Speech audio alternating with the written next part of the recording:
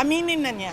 Aminin na niya na meron siyang pagkukulang at hindi lang maliit na pagkukulang malaking pagkukulang sa kanyang trabaho para sa ating bayan. Kaya pwede na niyang ikulong ang sarili niya.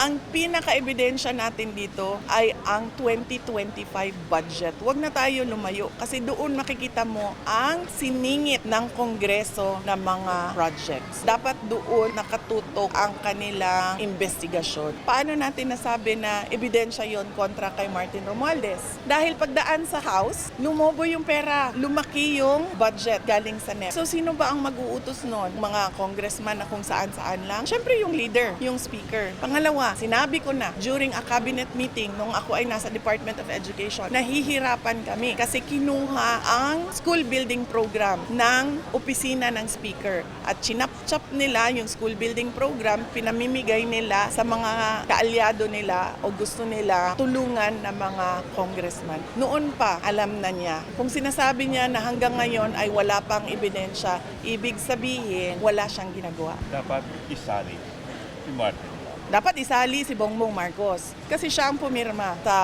2025 gaan natin na nasa Supreme Court na sinasabing unconstitutional ang ating budget. Sa iyo pa lang, presidente ka, pag dumating yun sa harap mo, sabihin na natin hindi mo kaya basahin yan kung ilang 100,000 pages yan. Pero meron kang mga tao na isa-isa titingnan lahat yun. Tama ba ito? Tama ba ito? Tama ba ito? Bago mo siya pirmahan. Yun ang panigurado mo. Yun ang oath mo sa batas na faithful yung ating budget sa pera, sa paggawa at sa paggamit. Therefore, lahat ng mga anomalya doon kasama ang Pangulo.